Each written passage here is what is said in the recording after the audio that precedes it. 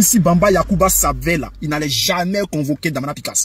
Damana Picasse est en train de tout déballer. Il est en train de casser tous les papos. Il a fait conférence de presse aujourd'hui. Il a dit, qu'il a été libéré hier là, aujourd'hui il a fait conférence de presse. Il est en train de tout déballer. Et ce qui s'est passé lors des élections de 2010. Bamba Yakuba là, s'il savait, jamais de la vie il allait porter plainte contre Damana Picasse. Il dit, tous les secrets d'Alassane Ouattara, il est en train de faire que Damana Picasse est en train de tout mettre dehors. Fanny, moi je n'ai pas trop parlé. Hein. Il a laissé Damana Picasse parler. Il a laissé Damana Picasse. Notre général, il va bailler. Écoutez. Le 3 avril dernier, nous avons été invités sur le plateau de la chaîne Live TV dans le cadre de la fête de la Renaissance. Ainsi, aux environs de 19 h, nous nous sommes rendus au siège Live TV pour que cette émission ait lieu. Et au cours de cette émission, des préoccupations nous ont été posées, notamment sur les événements de 2010. Et nous nous sommes évertués à donner les explications concernant ce qui s'est passé réellement en 2010. Il faut dire que ce n'est pas la première fois que nous tenons ce genre de propos. Nous avons été toujours constants depuis 2010-2011 sur les explications que nous donnons. C'est pourquoi nous avons été surpris, vraiment surpris, que ce soit maintenant, en 2025, alors que le débat a eu lieu vraiment en abondance. Nous avons été surpris que ce soit maintenant que M. Bamba Yakuba se sente diffamé. Et donc, suite à cette émission-là, il a déposé une plainte devant le procureur, une plainte en diffamation, voilà, disant que nous l'avons accusé de faux et les propos que nous avons tenus tendent à le livrer à la vindicte populaire et exposerait sa famille.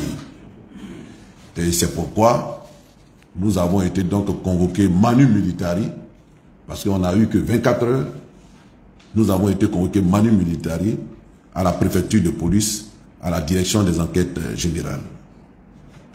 Effectivement, nous nous sommes rendus à cette convocation, malgré le délai très court qui nous a été donné. Nous avons bénéficié à cet effet de la solidarité, du soutien, de l'appui de toute la haute direction du parti, depuis le président du parti, en passant par le président exécutif, le secrétaire général, les responsables de la direction, les élus. En tout cas, le parti s'est mobilisé pour qu'ensemble nous allions répondre à cette convocation.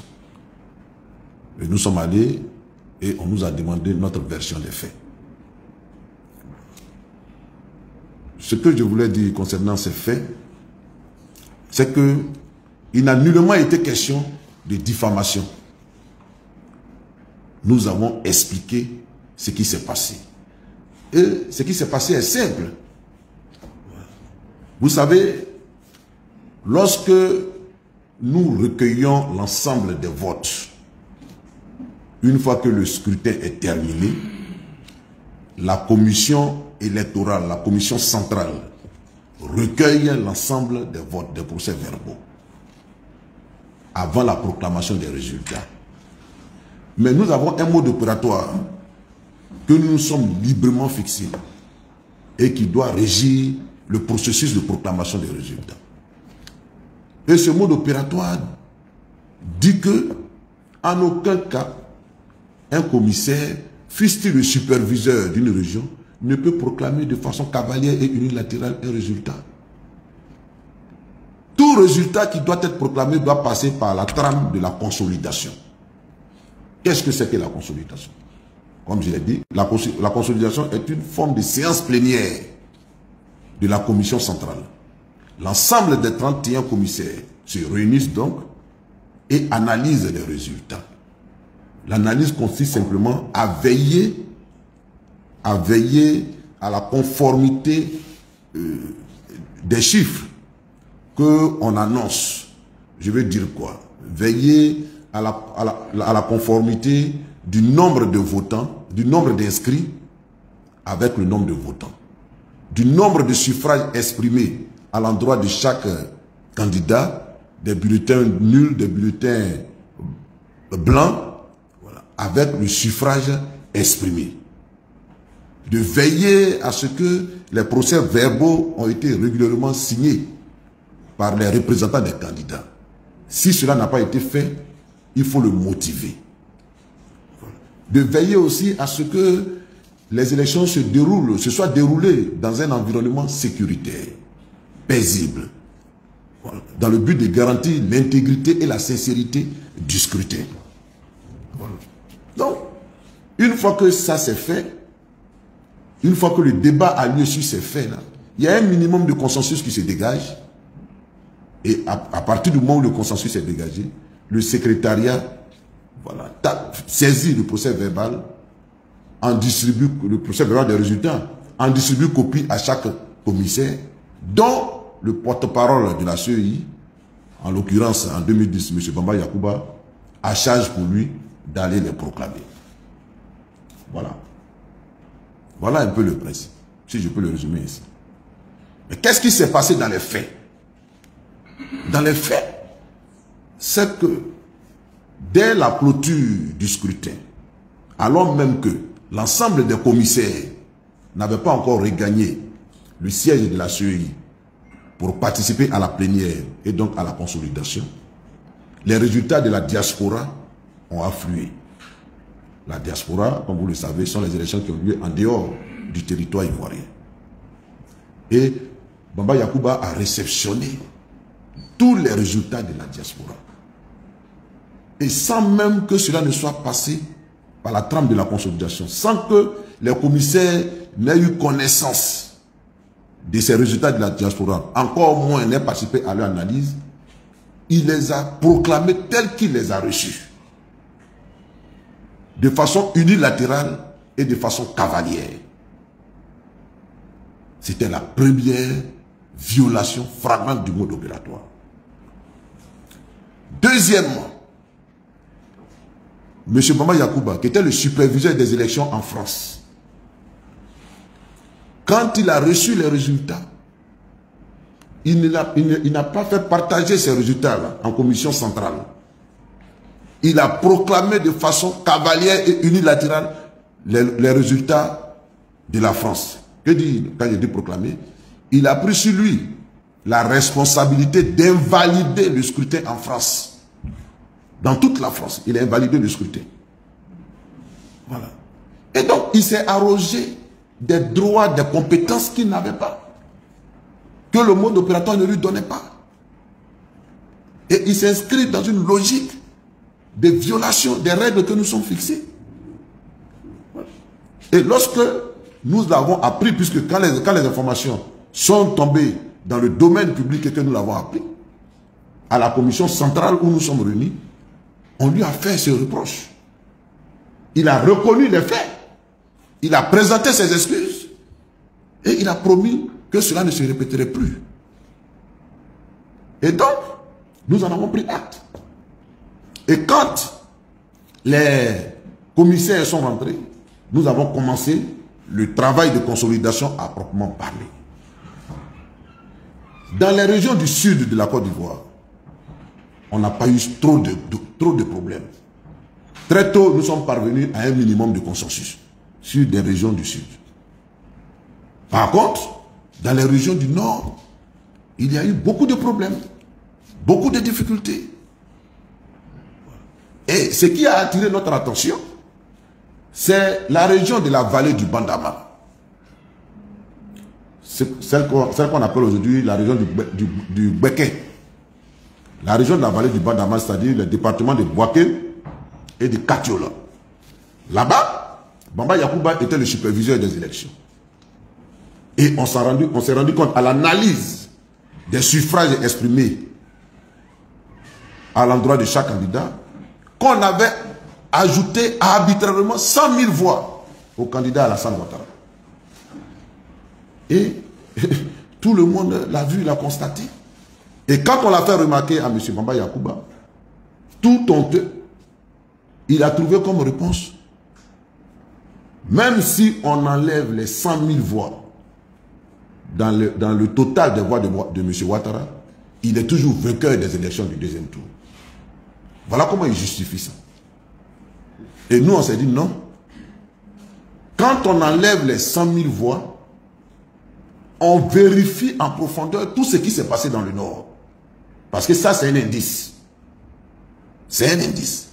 Voilà comment on sort les procès-verbaux des différentes régions du Nord. Et chers amis journalistes, nous nous rendons compte du gros scandale électoral, de la grosse fraude qui a eu lieu. C'est là qu'on s'est rendu compte qu'il y a eu plus de suffrages exprimés que d'inscrits. C'est là qu'on se rend compte que les PV ne sont pas signés. C'est là qu'on se rend compte qu'il y a un candidat qui obtient plus de voix que le nombre de votants. Voilà. Et donc, on se rend compte qu'il n'y a pas eu d'élection. Parce qu'ils ont bourré les urnes dans le Nord. Car, le jour des élections, quand on a fait le point à mi-journée, nous étions à un taux de participation de 60%. Théoriquement, il était impossible de rattraper le retard. Le candidat Ouattara, théoriquement, il ne peut plus rattraper le retard sur le président Laurent Gbagbo. Et à partir de ce point, à partir de 13 h, quand on a fait le point, dans les minutes qui ont suivi, les violences se sont déclenchées au Nord. Ils ont chassé tous les représentants dans les bureaux de vote. Ils ont commencé à exercer des violences. Et c'est pourquoi, dans plus de 500 bureaux de vote que nous avons dénombrés, alors qu'au premier tour, le président Laurent Gbagbo avait des voix, il a eu 0 voix. C'est-à-dire même ses propres représentants dans les bureaux de vote n'ont pas voté pour lui. N'ont pas voté pour lui. Voilà. Donc, ça a été un gros scandale. Et c'est ce que nous avons toujours relaté. C'est ce que nous avons toujours dit. Et c'est de notoriété publique.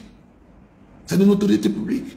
Donc, que M. Bamba Yacouba se sente aujourd'hui diffamé, alors qu'il est l'un des artisans de cette forfaiture, je suis surpris. C'est l'hôpital qui se fout de la charité. Oui. Il ne faut pas qu'il se fasse passer pour la victime. Il ne faut pas qu'il se fasse passer pour la victime. Donc, en tout cas, nous avons donné notre part de vérité. Et donc, nous sommes très à l'aise sur ce débat. Voilà. Nous sommes très à l'aise sur ce débat. Et ce débat va nous amener à convoquer les procès-verbaux. On va nous sortir, nous allons réclamer qu'on sorte tous les procès-verbaux. Et les procès-verbaux existent. Parce que quand nous clôturons le scrutin, voilà, pour l'archivage, nous conservons les procès-verbaux à l'endroit de 3 destinataires principaux. Le procès-verbaux de tout le vote. Donc il y a un paquet que nous faisons, des procès-verbaux que nous faisons pour la commission électorale indépendante. Il y a une copie des procès-verbaux que nous faisons pour le représentant du facilitateur, qui est M. Baldini, qui représentait M. Blaise Compaoré. Donc lui aussi, il a ses procès-verbaux. Et puis, un autre destinataire, c'est le Conseil constitutionnel. Donc, toutes ces 3 institutions sont censées avoir les procès-verbaux des élections de 2010.